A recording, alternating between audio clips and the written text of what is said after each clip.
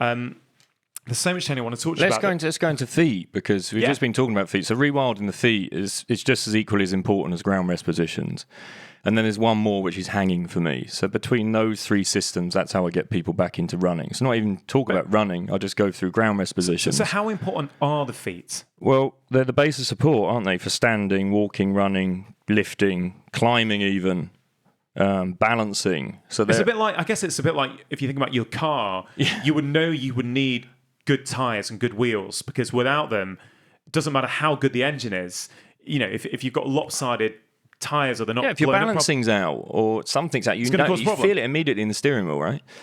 26 bones, 33 joints, over 100 muscles, tendons, and ligaments in the feet, right? So then there's up to 200,000 receptors in there, feeding information back to your movement brain to make you super efficient and minimize the risk of injury. So going back to that kinetics and kinematics, we're receiving information from the environment through our feet, you know?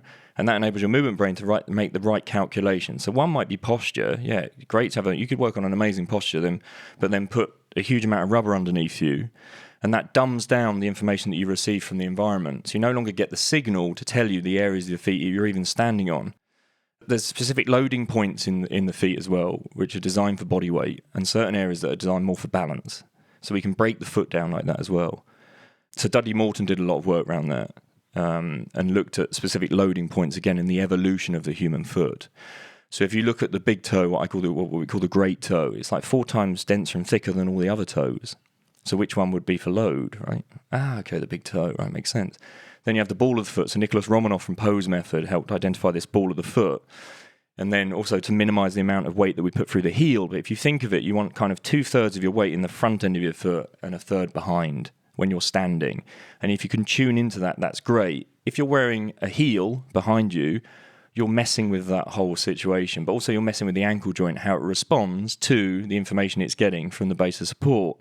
That then means the knee is affected, the hip is affected. So just by having a really solid foundation of the foot with the right signals coming back to the movement brain, we can create ankle mobility, then we can have knee stability, then we can have hip mobility, then we can have pelvic stability, then we can have thoracic mobility, and then we can have neck scapular stability. But it all starts with the foot. All starts with the feet. So we've got people intervening with a massive plug word, and it come in the gyms, core stability, you've got to work on your core. And I had a Pilates studio, I recognised it. We used to teach people just how to strengthen their core. But what's the point in strengthening someone's core if they don't have any hip mobility or ankle function or thoracic mobility? Because the moment they get off the exercise, they're just as weak. So the idea is to, again, address the way that the feet behave, because that information has a massive impact on how the brain behaves with movement. Well, and again, you minimize the risk of injury and you're more efficient. So from a survival perspective, that's what enables the great running species and movement species of today, is the fact they get the appropriate signals from their environment so they can create the right action within that environment. And if you dumb that down by putting I think it's anything above 4 millimeters between you and the earth, you start to dumb down the information that your brain receives, which is incredible. And that's just that. But then when you start to wear footwear that's narrow in the toe box, it then creates an extra shape. Something else changes within the foot. The big toe drifts over, and you can no longer recognize the big toe, which is 4 times denser and thicker than all the other toes. You can't recognize it as a lever or a pivoting component. Therefore, the foot starts to roll and we gain something new. And when you understand the evolution of the foot, you're growing it's almost like a gorilla toe. That's the bunion, right? Yeah. It's growing something else because you've lost perception of where the big toe should be as its main support, leverage, pivoting point, which then enables the ankle to collapse. So we have this prescription that comes in, oh yeah, I've got flat feet. Well, actually, you don't have flat feet. You just have a collapsed ankle and your big toe's off. So let's rewild the feet. So I just go through a series of exercises for feet, which helps enable the feet to get back into the appropriate shape for you to create the appropriate amazing postures that should be developed above it. So for people who are listening to this who think that could be affecting them, are you saying that in every case or in many cases, all is not lost, even if you have spent 35 years in soled shoes and you're getting injuries and your feet are flat and you've been told you have to wear an insole? Are you saying there is still hope? Your body can still adapt and you can get a lot of it back? Absolutely. I'm going to use an example. I talk about this guy a lot. It probably drives him nuts, but he's now 78. His name is Yehudi Gordon. So he was a pioneer of the active birthing movement, so natural birthing. He almost rewilded childbirth, right? So he came to me, when he was 72, 6 years ago, and he said, I love to learn how to walk. And I was like, what, your 72-year-old wants to learn how to walk, right? It's interesting. Okay, so let's hop up on the treadmill. And then on the treadmill, I can then record the guy from a side profile, not from the front, not from behind. And that's the podiatry trick. If I record someone from behind and I haven't addressed their posture, they're going to be loading areas of the feet they're not designed to, because the head position alone, how much does the head weigh? I can't remember, but it's about 5.5 kilos, right? It's a huge weight. When you actually give someone 5.5 kilos, it's like, oh my God, this is huge. And the further forward it goes, the further forward you stride. The further forward you stride, the more you supinate naturally. And then the more you overpronate. So you over-supinate and overpronate because the head position's forward. So don't go recording people from behind, or don't record yourself from behind. Record from the side.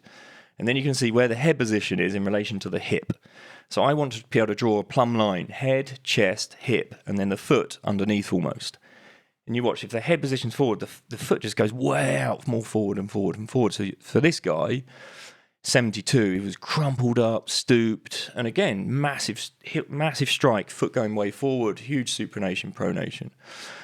Okay, so let's have a look. So then we went through rewilding feet, ground living, so ground resting positions for a 72-year-old, went all the way through kneeling, started off culturing in the kneel first, then single leg kneeling, then double leg kneeling, and then eventually got to the squat. And he's now squatting, so he sets his timer for 30 minutes a day, incrementally, 5 minutes here, 6 minutes there, whatever, and builds his 30 minutes, like the Ido Portal squat challenge, right? And then he can build 30 minutes a day, and then it builds into a new habit. He then, straight away, it was footwear. Footwear had to go out, right? I need you in Vivo barefoot, right? We're all familiar with Vivo, right? Yeah, everyone knows on this podcast. I'm exactly. a huge fan. And we're on the big Vivo event this weekend. And so straight away, it's Vivos for him. So he now wears Vivos the whole time, doesn't own another pair of shoes. From ground rest positions, we went into hanging. And hanging then, through hanging positions, because you have to understand that we're talking about sapiens, which is 270,000 years, let's say. But underneath it all, we're arboreal as well. So we've got practices that go way back. So if you believe in evolution, there's that 35 million years somewhere. If you climb down the phylogenetic tree, you understand that we had amazing brachiating abilities. We were hanging, swinging, climbing. So when you start to incorporate those again, it enables you to get back to the wrist, the elbow, and the shoulder and scapular components of, well, we have that in us. We're brachiating apes, just the same. We still have the same capabilities. We have the amnesia again. And then that enables the rib cage to lift. And when I get the rib cage up, I can do all the stretching I like for the thoracic spine. I've done it with people for years and years and years. Only when I started to use hanging, it was like, wow, okay, now they're getting the strength to hold it there. This isn't about the flexibility. Everyone bangs on about flexibility, but you need flexibility and strength. And that kind of comes in with mobility and strength and conditioning. So I could then strength conditioning this guy, Yehudi's posture through hanging, doing active arches, and then into bent arm strength. He's now physically much stronger. Through that process, that 72-year-old has now climbed Everest Base Camp, Bhutan, Mount Kenya. Yeah, he's just. Oh, wow. So his morning looks like, and I've done a whole natural lifestyle number on him. So he sleeps in an air purified room, has his office set up with a bar so he can walk through, hang on the bar. He has a mat that he can squat on to kneel, and then he does his meditation, does his breath work. Asks the cards in the morning, gets the tarot cards out, and then he has a standing desk that he operates at, squats and stands, does an amazing smoothie of probiotic, prebiotic, symbiotics, and then walks down to the tube in his Vivos. People say, would you like a seat? And he goes, no. And he hangs on the bar above, and he hangs while the tube's moving. The tube stops, the door's open, he squats. Then he does a bit of breath work, you understand? So he's basically become, at the age of 78, an opportunist. So he's finding ways of living again that are enabling him as a 78-year-old to thrive. And when he meets people that have known him for years and years, they're like, wow, man, what's going on? You look amazing. And it's because he carries himself better, he sleeps better, physically he's just a better being, you know? So he's removing what I would say, again, going back into suffering. So if we look at even just the rest positions again, you think about it, if movement is one of those things that if you remove movement, you get human suffering. If we're all sitting for 8 hours a day, 10 hours a day, we're suffering for 8 to 10 hours a day, you know? You know, if your feet are in a shoe that's compromising, and as in the environment, the petri dish of the foot is a compromising shoe. Cells behave in two ways. Bruce Lipton, right? You have growth and you have protection, right? So let's say we fill our petri dish up with nature, right? So we're going to have a natural footbed for the foot to behave how it should do. We're going to put ground rest positions in there. We're going to put the appropriate amount of sleep in there, lighting, everything else that feeds that dish. You're going to get a growth promoting state.